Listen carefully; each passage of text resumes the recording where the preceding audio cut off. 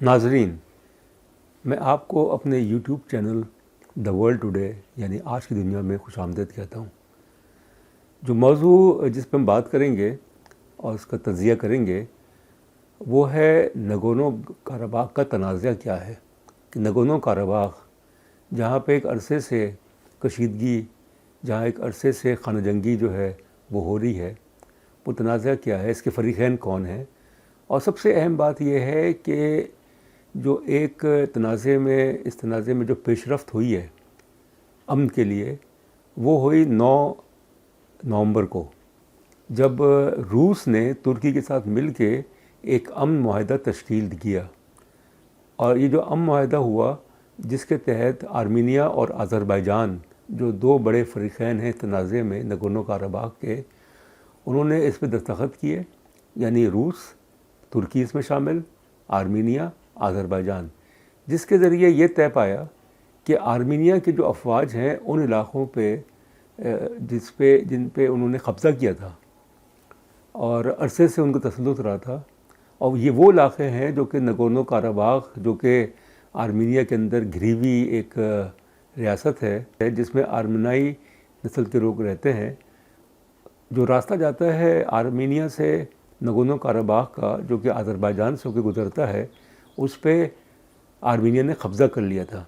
تو اس معاہدے کے تحت آرمینیا کو اپنی جو افواج ہے واپس بلانی پڑیں گی، اور کچھ علاقوں پہ جس پہ آرمینیا نے قبضہ کیا تھا اس کو آذربائیجان نے 27 ستمبر کے بعد جب کہ یہ جنگ دوبارہ شروع ہوئی اس کو دوبارہ حاصل کر لیا۔ تو اس معاہدے کی روح سے یہ امید پیدا ہو چکی ہے کہ نگورنو کاراباخ میں امن قائم ہو جائے گا، مگر اس کے ساتھ ایک چیز ہمیں مدنظر رکھنی چاہیے کہ آذربائیجان جس کو فاتح قرار دیا جا رہا ہے کہ وہ کامیاب ہو گیا ہے اپنے علاقے واپس لینے پہ آرمینیا سے، مگر آرمینیا کے اندر شدید غم و غصہ ہے، اور وہاں کے عوام جو ہیں وہ یہ دلیل دے رہے ہیں کہ یہ معاہدہ جو کہ روس کے دباؤ کی وجہ سے کیا گیا ہے اس سے آرمینیا کا نقصان ہوگا۔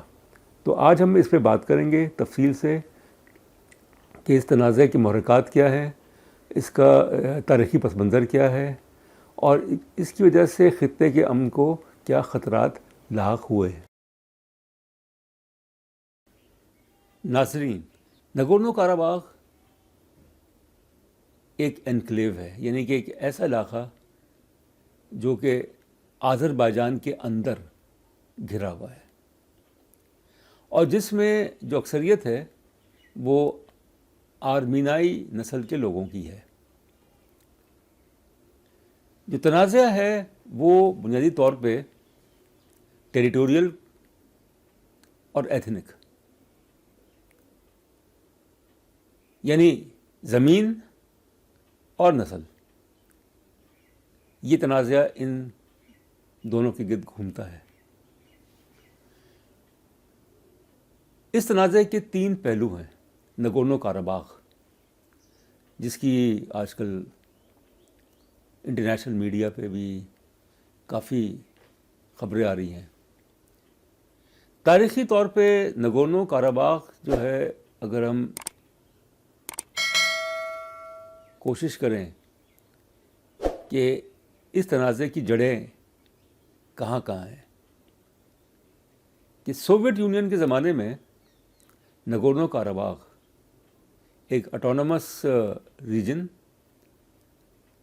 جو کہ آذربائیجان کے اندر، جس میں جو اکثریت وہ آرمینائی باشندوں کی، اور یہ آذربائیجان کے اندر گھرا ہوا، مگر اس کو ایک طرح کی داخلی خود مختاری دی گئی تھی، autonomous republic of Nagorno Karabakh oblast. تنازع جو ہے وہ شدت پکڑتا ہے جب یہ ظاہر ہو گیا یا ہونے لگا کہ سوویت یونین کے حصے بکھرے ہونے والے ہیں۔ یہ خطہ جو ہے نگورنو کاراباخ کا، یہ ٹرانس کوکیشین ریجن جو ہے وہاں واقع ہے۔ اس کے جو فریقین ہیں وہ ہیں آذربائیجان، آرمینیا۔ یہ دو بنیادی فریقین ہیں، اور وہ فریقین جو کہ نگورنو کاراباخ کے اندر رہتے ہیں، جس میں اکثریت جو ہے، اکثریت آج کل وہ آرمینیائی باشندوں کی ہے۔ باقی جو فریقین ہیں وہ ہیں روس اور ترکی۔ یہ دو ممالک ہیں جو کہ اس تنازع میں پوری طرح ملوث ہیں۔ ترکی آذربائیجان کی حمایت کر رہا ہے، اور روس جو ہے وہ آرمینیا کی کر رہا ہے، کیونکہ اس کے آرمینیا کے ساتھ ایک فوجی معاہدہ ہے، دفاعی معاہدہ ہے۔ تو تاریخی لحاظ سے، قانونی لحاظ سے، بین الاقوامی قانون کے حساب سے نگورنو کاراباخ جو ہے وہ آذربائیجان کا حصہ رہا ہے۔ مگر جب یہ نظر آنے لگا آرمینیا کو اور نگورنو کاراباخ کے آرمینائی جو اکثریت کے جو باشندے ہیں کہ سوویت یونین جو ہے وہ ٹوٹنے والا ہے، یہ بات ہے 1988 کی۔ سوویت یونین تو خیر 1991 میں 1991 میں اس کے حصے بکھرے ہوئے، مگر 1988 سے یہ ظاہر ہو رہا تھا گورباچیف کے زمانے میں، صدر گورباچیف کے زمانے میں، کہ سوویت یونین جو ہے وہ ایک متحد ملک کے طور پر نہیں رہ سکے گا۔ تو فروری 1988 جو پارلیمنٹ تھی نگورنو کاراباخ جو آٹونومس ریپبلک، جو کہ ایک انکلیو آذربائیجان کے اندر، اس نے قرارداد پاس کی کہ وہ ایک آزادانہ حیثیت جو ہے وہ حاصل کرے گا، یعنی نگورنو کاراباخ جو ہے وہ ایک الگ ملک ہوگا، اور جس کو کہ آرمینیا کے ساتھ بعد میں اس کا علاق ہوگا۔ یہ بات ہے فروری 1988 کی۔ اس کے بعد دسمبر 1991 یعنی دسمبر 1991 نگورنو کاراباخ میں ایک ریفرنڈم ہوتا ہے، جس کا بائیکاٹ جو ہے وہ آذربائیجان کے جو لوگ ہیں جو اقلیت میں ہیں نگورنو کاراباخ میں، وہ کرتے ہیں، وہ اس میں حصہ نہیں لیتے، بائیکاٹ کرتے ہیں۔ مگر جو اکثریت ہے اس ریفرنڈم میں، جو کہ دسمبر 1991 کو ہوا، اس اکثریت نے یہ فیصلہ کیا کہ نگورنو کاراباخ جو ہے وہ آذربائیجان کے ساتھ نہیں رہے گا، وہ الگ ہوگا۔ وہاں سے تنازع شروع ہوتا ہے۔ سوویت یونین کے ٹوٹنے کے بعد اس تنازع میں مزید شدت پیدا ہوتی ہے، اور یہ شدت ایسے پیدا ہوتی ہے کہ 1993 سے ایک طرح کی خانہ جنگی جو ہے نگورنو کاراباخ میں ہو جاتی ہے۔ آرمینیا اور آذربائیجان، یہ دو ممالک جو کہ فارمر سوویت یونین کی ریپبلکس تھے، ایک دوسرے کے خلاف۔ آذربائیجان جو ہے اس کی یہ کوشش ہے کہ آرمینیا کو پوری طرح سے اپنے قبضے میں کر لیا جائے، جو کہ ایک انکلیو کے طور پہ ہے۔ آرمینیا کی یہ خواہش کہ نگورنو کاراباخ جو ہے وہ اس میں شامل ہو جائے آرمینیا کے ساتھ، کیونکہ جو اکثریت ہے نگورنو کاراباخ کی وہ آرمینیائی نسل سے ہے۔ سن 93 میں یہ تنازع شدت اختیار کر گیا، کئی ہزار لوگ مارے گئے، اور سن 94 میں جولائی سن 94 میں ایک سیز فائر ہوا، اور اس تنازع کو حل کرنے کے لیے ایک گروپ کا قیام عمل میں لایا گیا جس کا نام تھا منسک گروپ۔ منسک گروپ میں روس، امریکہ اور فرانس شامل ہے، روس، امریکہ اور فرانس۔ اور ان کی یہ کوشش تھی کہ کسی طریقے سے نگورنو کاراباخ کا جو تنازع ہے اس کو پرامن طریقے سے حل کیا جائے، مگر یہ اتنا پیچیدہ تنازع کہ فریقین جو ہے وہ کسی صورت میں تیار نہیں، مگر پھر بھی سیز فائر ہو گیا 94 میں۔ اور اس سیز فائر کی حمایت جو ہے وہ organization for security and cooperation in Europe, OSCE، اور اس کے علاوہ UN سیکیورٹی کاؤنسل، تو وہ سیز فائر جو ہے، مگر اس سیز فائر سے پہلے آرمینیا نے یہ کوشش کی کہ اس کا زمینی رابطہ جو ہے نگورنو کاراباخ سے قائم کیا جائے. تو اس نے آذربائیجان کے کئی علاقوں پہ قبضہ کر لیا آرمینیا نے, اور اس وجہ سے اس کا جو زمینی رابطہ تھا نگورنو کاراباخ سے وہ قائم ہو گیا. آذربائیجان اس حقیقت کو تسلیم کرنے کے تیار نہیں تھا, مگر اس نے سیز فائر جو ہے جولائی 1994 کا اس کو قبول کر لیا. یہ سیز فائر 2016 تک رہا. دوبارہ علاقے میں تشدد شروع ہوا نگورنو کاراباخ میں. دوبارہ آرمینیا اور آذربائیجان کے درمیان کشیدگی شروع ہوئی. 1917 میں عروج پہ پہنچ گئی, کیونکہ آذربائیجان یہ چاہ رہا تھا کہ جو اس کے علاقے جس پہ آرمینیا نے قبضہ کیا ہے, اور اس لیے قبضہ کیا کہ وہ آرمینیا اور نگورنو کاراباخ کے درمیان جو آذربائیجان کے علاقے ہیں اس پہ اپنا تسلط قائم کر لے, تاکہ اس کی براہ راست جو ریچ ہے وہ نگورنو کاراباخ تک ہو, جس میں وہ کامیاب بھی ہو گیا. تو آذربائیجان کے صبر کا پیمانہ لبریز ہو رہا تھا. اور 27 سپتمبر 2020 یہ وہ دن ہے جب ایک بڑے پیمانے پہ اس تنازع میں شدت پیدا ہوئی. اسی دن آرمینیا نے مارشل لاء ڈکلیئر کر دیا, اسی دن آذربائیجان نے مارشل لاء ڈکلیئر کر دیا, اور یہ دونوں ممالک جو ہیں یہ کھل کے ایک دوسرے کے مد مقابل آ گئے. انہوں نے اپنی فوجی قوت کا بے دریغ استعمال کیا. آذربائیجان کی کوشش تھی کہ وہ کسی طریقے سے جو آرمینیا نے اس کے علاقوں پہ قبضہ کیا ہے سن 93 کے بعد وہ قبضہ ختم کرے, جس میں وہ کسی حد تک کامیاب بھی ہو گیا. پھر ناظرین ہم دیکھتے ہیں کہ جو منسک گروپ ہے وہ دوبارہ فعال ہوتا ہے. روس جس کا آرمینیا کے ساتھ ایک معاہدہ, دفاعی معاہدہ, ترکی دفاعی آرمینیا کے جو آذربائیجان کے حمایت کر رہا ہے. مگر یہ ہوا کہ منسک گروپ کی کوششوں سے اکتوبر کی 10 کو ایک سیز فائر جو ہے, اور روس کی کوششوں سے ایک سیز فائر جو ہے وہ اس پہ ہیومینیٹیرین سیز فائر, یعنی انسانی ہمدردی کی بنیاد پہ سیز فائر, اس پہ اتفاق ہوا آرمینیا آذربائیجان کے درمیان.